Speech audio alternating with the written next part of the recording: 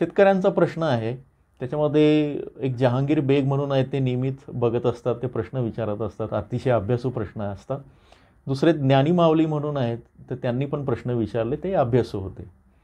तर बेग साहेबांचा प्रश्न असा होता की नाशिकमध्ये जो कांदा येतो किंवा अख्ख्या महाराष्ट्रात जो कांदा येतो तो पुढे इतर जिल्ह्यांमध्ये, इतर राज्यांमध्ये जातो आणि मग त्याच्या जेव्हा आपण देशभराची आवक एकत्र करतो तेव्हा असं होतं की आदल्या दिवशीचा महाराष्ट्रातला कांदा हा दुसऱ्या दिवशीच्या दिल्लीच्या आवकेमध्ये दिसतो आणि तिथं आवक वाढली म्हणून मग इकडे बाजारभावावर परिणाम होतात वगैरे वगैरे.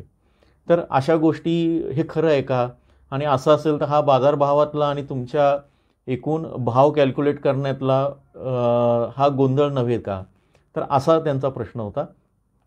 तर त्या प्रश्नाचं उत्तर असं आहे, तर मी या आठवड्याचं म्हणजे सोमवारी 6 तारखेपासून तर 11 तारखेपर्यंतचे, 11 जानेवारीपर्यंतचे सगळे देशभराचे बाजारभाव बघितले. तर तिथे नाशिकचा कांदा कुठे कुठे जातो त्याचं लिहिलेलं आहे त्या याच्यामध्ये. तर संपूर्ण देशभरामध्ये या काळामध्ये जवळपास 65,000 मेट्रिक टन कांदा आलेला आहे. आता 65,000 मेट्रिक टन कांदा, त्यापैकी 141 ठिकाणी हा नाशिकचा कांदा गेलेला आहे. त्यामध्ये सर्वाधिक कांदा जो गेला आहे तो राजकोट, त्याच्यानंतर गुजरातमध्ये, त्यानंतर अहमदाबाद आणि नवसारी या ठिकाणी. तो किती जावा? तर साधारण 6 आणि 7 तारखेला आणि 10 तारखेचा आता माझ्याकडे होतं, तर ते 700 टन, 250 टन, 300 टन असा गेला आहे. त्या खालोखाल जो कांदा गेला आहे तो पश्चिम बंगालमध्ये गेला आहे.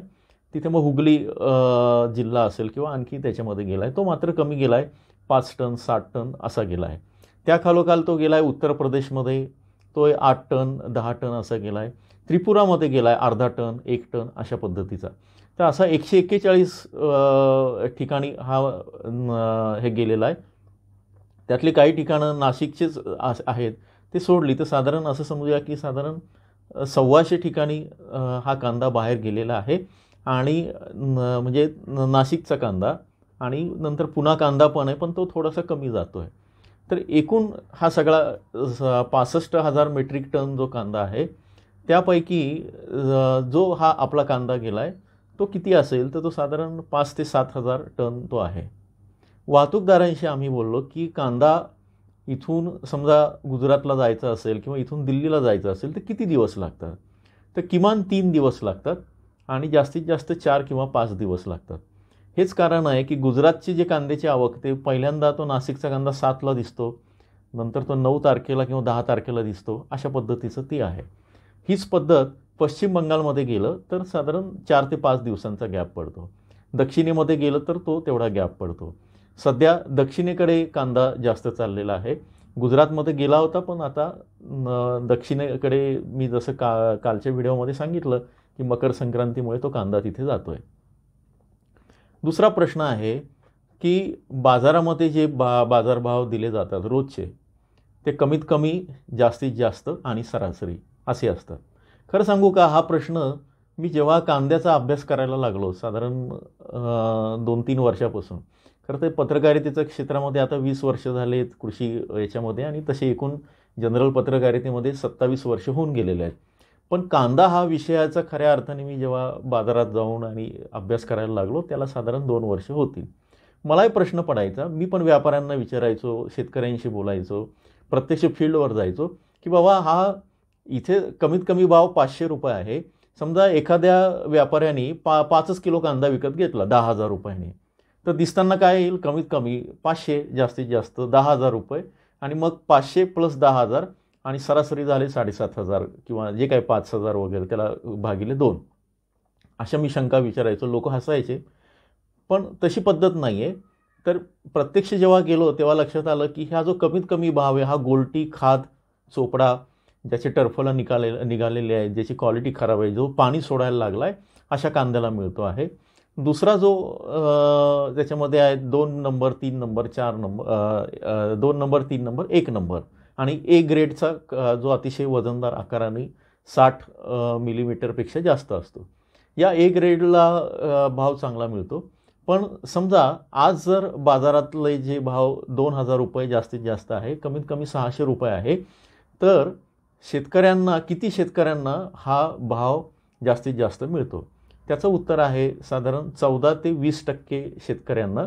म्हणजे 100 शेतकरी जर आले असतील आणि त्यांच्या दर्जाची किंवा वर्गवारी जर तिथं त्या पद्धतीनं होत असेल, तर त्यातल्या 14 ते 20 शेतकऱ्यांना हा 2,000चा जास्तीत जास्त बाजारभाव मिळतो.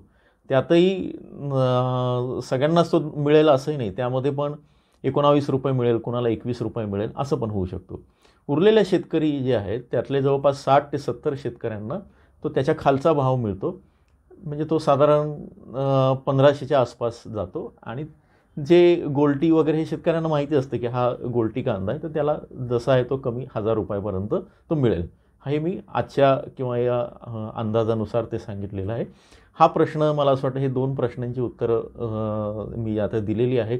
तिसरा जी प्रश्न आणि उत्सुकता आहे, आम्हाला फेब्रुवारीचे भाव सांगा, आमचं जानेवारी एंडला म्हणजे मकर संक्रांतीनंतर काय परिस्थिती राहील, आता तर भाव पडायला लागले आहेत. या संदर्भात सोलापूर आणि त्या तिथल्या काही आडतदारांशी व्यापाऱ्यांशी बोलणं झालं. त्यांनी असं सांगितलं की आज शनिवार आहे, आज सकाळी मी बघतोय की काही लोकांनी सोलापूर बाजारामध्ये आज बाजारभाव जास्त असणार आहे किंवा चांगले असतील. याचं कारण आहे की सिद्धेश्वर यात्रा आहे. उद्या रविवार आहे, मकर संक्रांत आणि सोमवारनंतर तिथं सिद्धेश्वराची यात्रा आहे. त्यामुळे हे जे बाजार आहे सोलापूरमधलं मार्केट हे बंद असणार आहे. त्यामुळे आणि कर्नाटकमधला कांदा संपलेला आहे. जे व्यापारी आहे ते आज जास्तीत जास्त कांदा खरेदी करतील, आज त्यांचा प्रयत्न असेल. त्या स्पर्धेमुळे कालच्यापेक्षा आज भाव टिकून राहतील किंवा 50 पैसे एखाद रुपयाने वाढतील. मी अजून बघितलेलं नाही, पण सकाळी जे मला बाजारभाव व्यापाऱ्यांकडनं समजले ते जास्तीत जास्त 2500-2600 रुपयापर्यंत होते आणि किमान जे त्यांनी दाखवलं ते साधारण 2200 रुपयापर्यंत प्रति क्विंटल होते लाल कांद्याला. तर आता हे बाजारभाव टिकून राहणार असा व्यापाऱ्यांचा होरा आहे. बरं, आता उद्या रविवार आहे, उद्या बऱ्याच बाजारात सुट्टी असेल, तर हे जे कर्नाटकचे व्यापारी आहे किंवा सोलापूरचे जे व्यापारी आहे हे कुठे जाणार आहेत किंवा यांचं खरेदीचं जे आहे ते कशा स्वरूपाचं असेल, तर ते सोलापूरवरून ते नगर आणि नाशिककडे वळतील. नगर, नाशिक आणि त्या तिथला कांदा जोरात चालेल आणि त्याची मागणी वाढेल आणि कदाचित तिथली खरेदी हे व्यापारी करतील असा आडतदारांचा होरा आहे. आणि नेहमीचा जो पॅटर्न आहे तो असाच आहे की एकदा संक्रांतीच्या आधी म्हणजे सिद्धेश्वर यात्रेच्या आधी सोलापूरची खरेदी झाली की नंतरचा जो कांदा चालतो तो म्हणजे फक्त नाशिक, नगर या परिसरातला चालतो. त्यामुळे हे व्यापारी तिकडे जाऊन खरेदी करतील. हे व्यापारी एकदा नाशिक, नगर परिसरामध्ये आले की स्वाभाविकपणे आता नाशिकमध्ये पण कांदा जो येतो आहे, जो काल आला म्हणजे शुक्रवारी आला, तो 2.25 लाख क्विंटल आलेला आहे.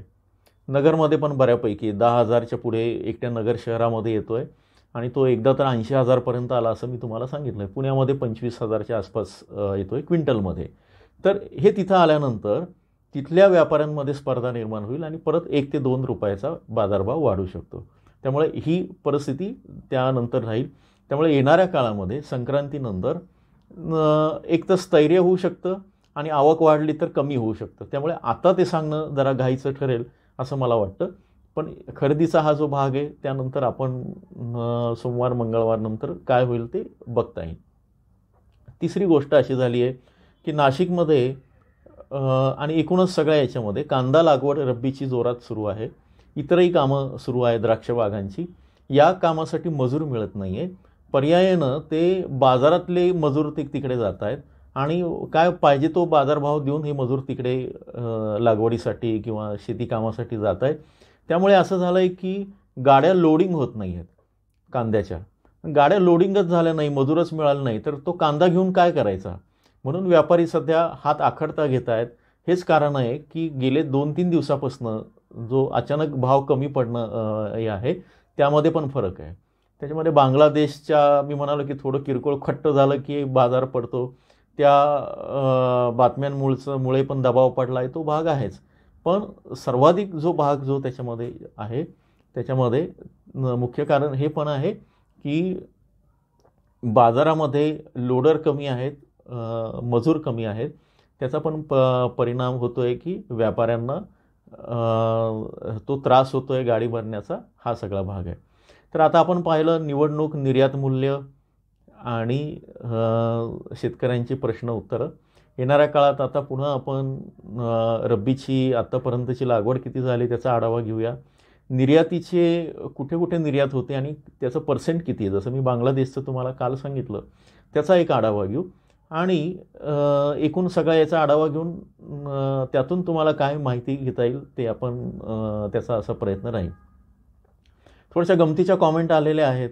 काही शेतकऱ्यांचं म्हणणं असं आहे की तुम्ही आपलं खूप लांब लांब व्हिडिओ करतात आणि सगळ्यात शेवटी माहिती सांगतात, नुसतंच विश्लेषण करत राहतात. त्यांना मी उत्तरं दिलेले आहेत. पण त्याचं कारण असं आहे की मी हे सगळी विश्लेषणाची माहिती तुम्हाला ते पोचावी आणि भविष्यात तुम्हीच याचा वापर करावा. म्हणजे माझ्यासारखा एक तिराईत माणूस काहीतरी कांद्याचं भविष्य सांगतो वगैरे हा भाग त्याच्यामध्ये नसावा.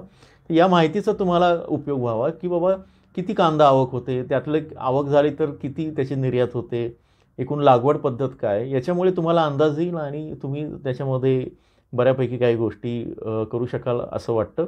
आणि हेच कारण आहे की वेगवेगळ्या विषयावर मी येणाऱ्या काळामध्ये मग ते निर्यातीचे असतील, लागवडीचे असतील, म्हणजे लागवडीचे एकूण किती लागवड झाली, त्याचं क्षेत्रफळ किती आहे, वेगवेगळ्या देशांचं काय चाललेलं आहे, हे सगळे विषय आपण घेणार आहोत. सध्या तरी मला असं वाटतं परत एकदा एक डिस्क्लेमर जो मी प्रत्येक याच्यामध्ये देत असतो, मी कोणी कांदा ज्योतिषी नाही. असं मी गमतीनं म्हटलं होतं. कांदा बाजारभाव हे हवामान, आवक आणि एकूणच सगळे निर्यातीची धोरणं आणि देशामध्ये किती गरज असते त्याच्यावर अवलंबून असतात. त्याच्यामुळे इथे आम्ही जे सांगतो ती आकडेवारी आणि त्याचं विश्लेषण करतो आहे की त्याच्यामधनं तुम्ही ते घ्यायचं.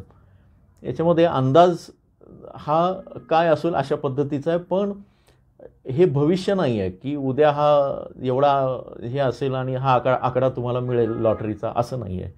त्यामुळे कृपा करून तुमची स्थानिक परिस्थिती, स्थानिक बाजार, कारण मी हे जे सांगतो आहे त्याला लासलगावचं जे आशियातली सर्वात मोठी बाजारपेठ आहे त्याला केंद्र मानून मी हे सगळे बाजारभाव त्या संदर्भाने घेत असतो.